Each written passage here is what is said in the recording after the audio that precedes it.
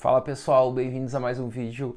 Nesse vídeo eu vou falar sobre o estoicismo, vou destacar aqui algumas características centrais do estoicismo e com isso vocês podem, analisando essas características, verificar se vocês concordam ou não com o estoicismo, se vocês acabam utilizando o estoicismo na vida de vocês e se vocês podem ser considerados estoicos. Então essa é a proposta desse vídeo.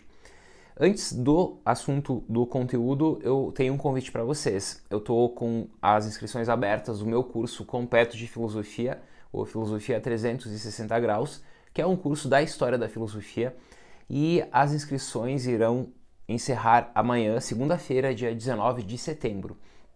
Então, todos que estão aqui assistindo e não conhecem, querem conhecer a estrutura do curso, querem fazer parte dessa turma, é só clicar no link que está aqui na descrição desse vídeo. Mas, se vocês estão assistindo esse vídeo depois desta data, do dia 19 de setembro, vocês podem também deixar aqui o link que está aqui na descrição do vídeo, fazer aqui uma pré-inscrição para vocês receberem também todas as informações da próxima abertura da próxima turma. Então, fica o convite para vocês. Quem quer entrar agora nessa turma, a oportunidade é agora. As inscrições fecham amanhã, segunda-feira, dia 19 de setembro. Bom, bora lá então para o tema desse vídeo, que é também um assunto que eu trabalho muito no Filosofia 360 Graus. Vamos às características do estoicismo agora. Eu quero falar inicialmente sobre os estoicos e as emoções, trabalhar com o elemento da apatia aqui com vocês, que é um elemento central para o estoicismo. Depois eu quero falar sobre a importância da lógica, da física e da ética para o estoicismo e finalizar com uma concepção aí que aparece muito, por exemplo, em Epiteto, mas para finalizar então deixo essa máxima aí para a parte final do vídeo. Vamos para a primeira parte do vídeo, que é a relação dos estoicos com as emoções. É comum associar o estoicismo com pessoas frias e sem emoções. E isso é um grande erro. Muitas pessoas se consideram estoicas ou consideram outras pessoas estoicas porque elas são frias diante dos acontecimentos, diante daquilo que acontece com elas. Não, ser estoico não significa ser frio, ser estoico não significa não ter emoções. Não. O estoicismo acreditava que a razão é o que nos caracteriza como seres humanos. O elemento central para o estoicismo, aquilo que nos torna seres humanos, é a racionalidade. E, portanto, segundo eles, devemos viver conforme essa razão. Assim, devemos sempre agir racionalmente, segundo eles, buscando nos tornar com essa racionalidade sábios, livres e felizes. Buscar sabedoria, buscar liberdade nesse sentido estoico. Depois vou mencionar a questão da ética, da física e da lógica, isso vai ficar mais claro. E buscar também a felicidade. E a felicidade aqui é entendida como ataraxia, como ausência de perturbação. Ser estoico é buscar a ataraxia, é buscar essa ausência de perturbação por meio da apatia. Bom, continuando. Aqui está justamente o problema, porque nem sempre isso ocorre, porque somos levados por emoções. Agir racionalmente o tempo todo, muitas vezes a gente não consegue em alguns momentos, em alguns acontecimentos. Por quê? Porque somos seres humanos, somos seres também de emoções. Não somos seres apenas de razão, mas somos seres de razão e emoção. Então, isso nem sempre ocorre. E essas emoções, que a gente é levado por elas em algumas circunstâncias, a partir de determinados acontecimentos, essas emoções são chamadas pelos estoicos de paixões. Então, essas emoções que nos controlam em alguns momentos são as paixões, segundo os estoicos, e pathos, do grego, significa estado perturbado da alma, significa emoção violenta. Então, a paixão que está sendo mencionada aqui, esse pathos do grego, não é qualquer paixão, não é a paixão no sentido usual, estou apaixonado por uma pessoa, mas significa uma emoção que nós não possuímos controle. Então, pathos ou paixão é sim uma emoção, mas uma emoção que nos controla. Emoção ou estado perturbado da alma, ou essa emoção violenta. Tomados pelo pathos, não pensamos direito. Por quê? Porque essa emoção, esse controle perturbado da nossa alma acaba nos guiando. Então, os estoicos defendiam sim a apatia, que é essa ausência do patos. Apatia, a de negação, patia nesse sentido de paixão, nesse sentido de emoção, mas nesse sentido de estado perturbado da alma, de emoção violenta que nos controla. Agir racionalmente e agir visando nos libertar da paixão ou do patos por meio da apatia, dessa negação do patos, dessa paixão, é sim buscar esse controle sobre o nosso comportamento. Então, sim, o lema estoico é buscar a ataraxia, que é a ausência de perturbação, via a apatia. Claro, aí há várias escolas no período, como o epicurismo, que falava da aponia, há os céticos que falavam da afasia, há outras escolas, mas aqui a ataraxia é alcançada pela apatia. E a apatia, o patos aqui é justamente isso que eu estou mencionando, essa emoção violenta que nos controla. Então, resumindo esse primeiro tópico, ser estoico não significa não sentir nada, não significa não ter emoções. Mas ser estoico significa sim ter as emoções e a razão em harmonia. Emoção e razão em harmonia. Por quê? Porque aí, quando há uma harmonia entre emoção e razão, que é o que nos configura como seres humanos, não é negar as emoções, mas é viver em harmonia entre razão e emoção.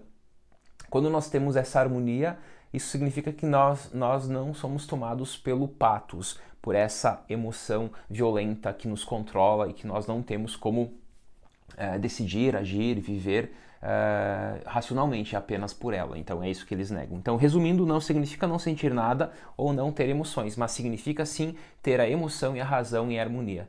A ataraxia via a apatia. A ausência de perturbação via esse controle desse tipo de paixão que eles mencionam. Segundo ponto desse vídeo é quando eu quero mencionar um pouco o sistema estoico aqui mais dentro da filosofia mesmo, onde eles vão trabalhar com uma lógica, com uma física e com uma ética. Mas antes de passar para a lógica, para a física e para a ética estoica, um breve comentário aqui sobre um lema central do estoicismo. E lembrando também que a filosofia na antiguidade não é só teoria, como por exemplo hoje ela é muito vista dentro das academias. Hoje falar de filosofia nas universidades, nas academias, é trabalhar especialmente com o aspecto teórico. Na antiguidade, não. A filosofia era uma forma de viver. Por isso, essas escolas como o estoicismo, como o epicurismo, como o ceticismo, como o cinismo e tantas escolas desse mundo antigo, elas pregavam sempre essa harmonia da filosofia com a vida prática. Era sim uma forma de viver. Por isso a oralidade é uma marca importante da filosofia antiga. Por isso muitos pensadores desse período antigo, eles não escreveram, mas apenas discutiam suas ideias com seus discípulos, com sua comunidade que eles pertenciam. Bom, então essa é uma marca da filosofia antiga, enquanto forma de viver, e não tanto como uma teoria. E o estoicismo é muito isso. O estoicismo, os estoicos criticam muito a filosofia teórica e eles sempre defendem uma filosofia da prática, uma filosofia como forma de viver. Bom, o lema estoico qual é? Se for definir assim o lema estoico numa frase apenas, eu destacaria o seguinte: viver conforme a natureza. Ser estoico é viver conforme a natureza. Se tu é estoico, tu vive conforme a natureza. E aqui temos que entender o que significa natureza.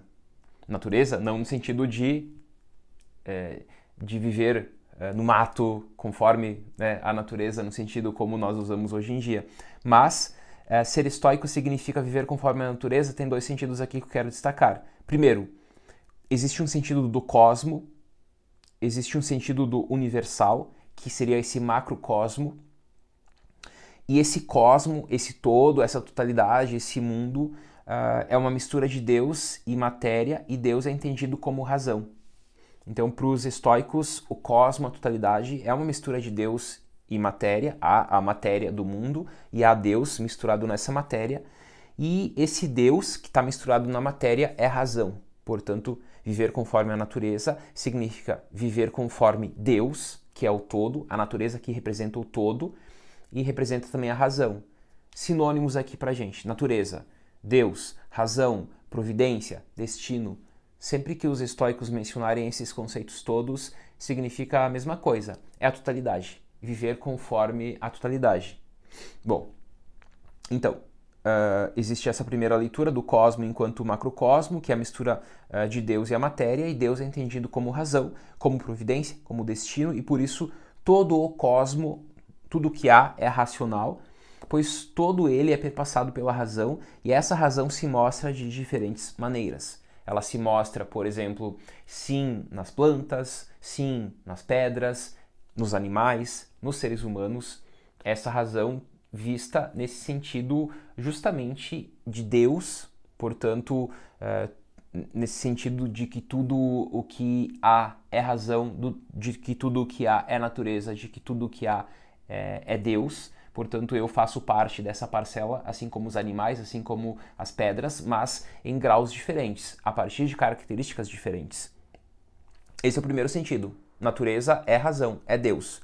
E o segundo sentido é que existe, além desse macrocosmo, nessa totalidade, existe um microcosmo, que somos nós, seres humanos. Porque em nós, essa razão está bem mais desenvolvida do que, por exemplo, numa pedra. Então, no ser humano, que seria um microcosmo, ela se mostra como a capacidade racional que nós possuímos.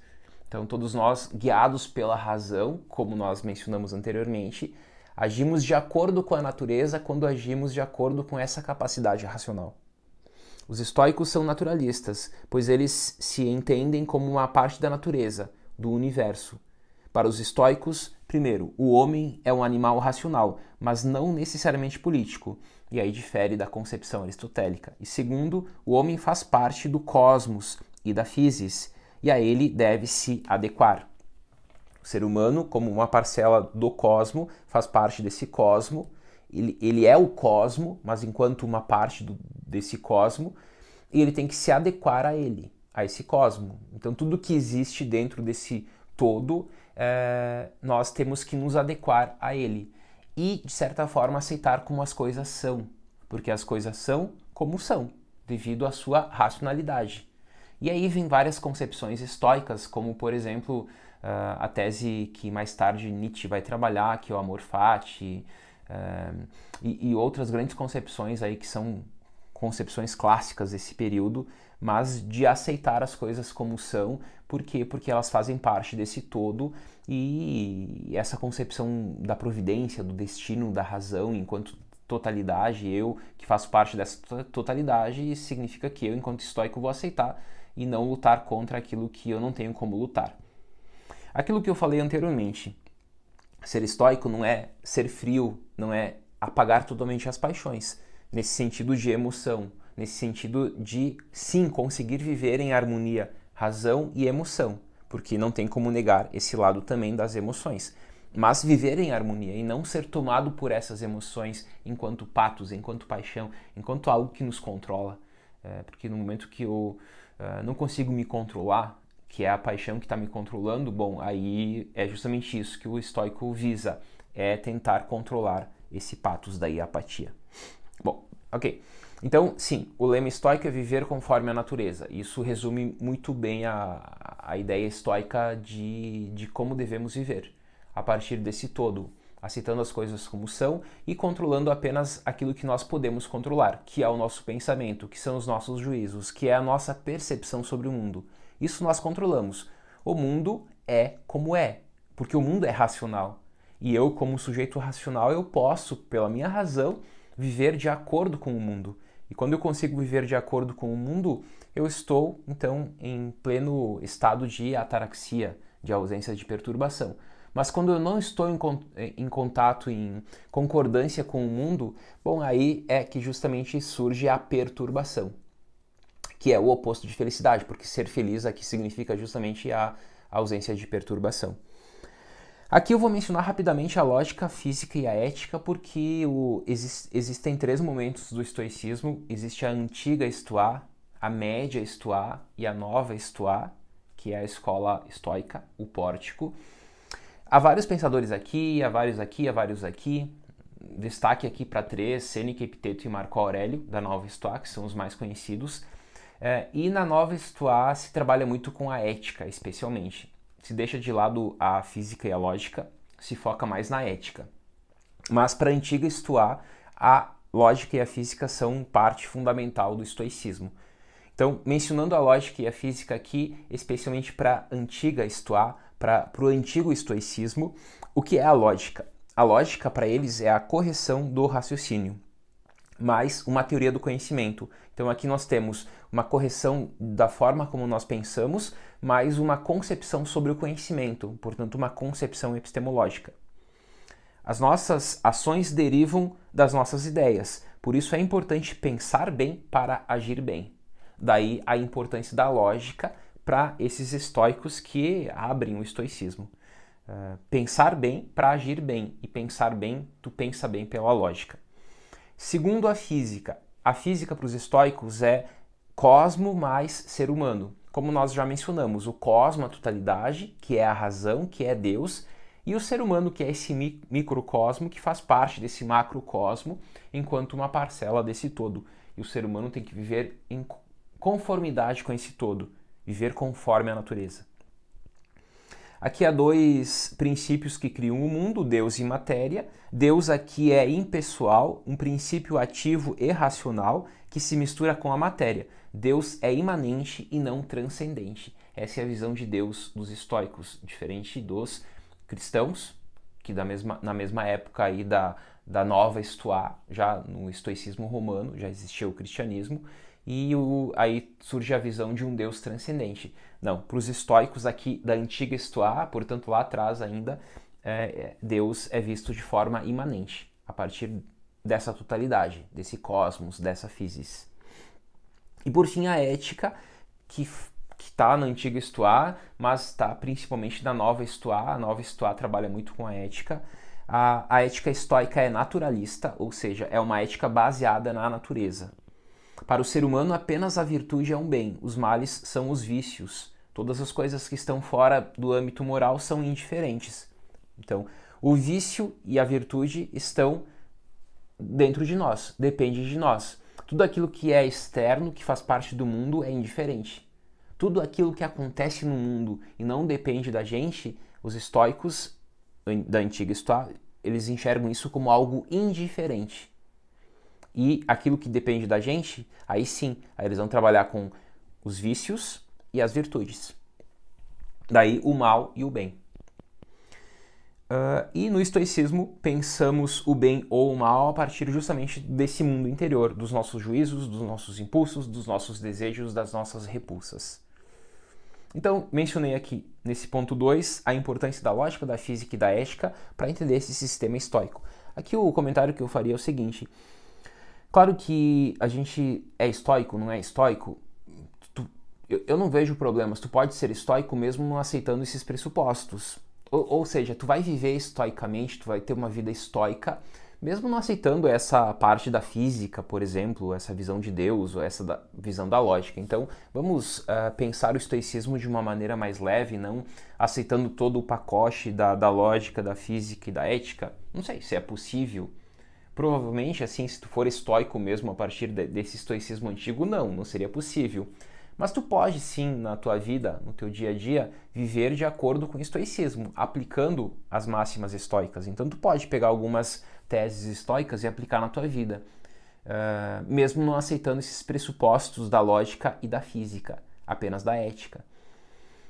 Assim, se tu for estoico mesmo, tem que aceitar os três, lógica, física e ética. Mas, sendo difícil aceitar a lógica e a física, muitas vezes devido à nossa criação, devido às nossas crenças, então a ética, ser estoico pela ética, ok, ser estoico pela ética. E a ética tem então vários elementos dentro de muitos pensadores. Aqui eu vou destacar apenas um elemento dentro da ética e mostrar para vocês como vocês podem ser considerados estoicos. Ser estoico, terceira parte, não significa ser passivo, mas ser resistente. Um princípio básico do estoicismo, que está em Epiteto, é saber diferenciar o que podemos controlar, que é o nosso estado mental, que é o nosso pensamento, que são os nossos desejos, aversões e impulsos e opiniões, daquilo que não podemos controlar, que é o mundo exterior, que são as coisas externas. Para o Epiteto, então, há coisas que deliberamos e há coisas que não deliberamos. O que controlamos, o que deliberamos? O nosso mundo interior. o nosso pensamento. Diria o Marco Aurélio, a nossa faculdade condutora. E aqui, tudo aquilo que faz parte do mundo exterior nós não controlamos. Portanto, não devemos sofrer ou criar ideias a partir desse mundo exterior, tentando modificar o mundo exterior. Epiteto julga as coisas não subordinadas a nós como frágeis, externas e dignas de um escravo.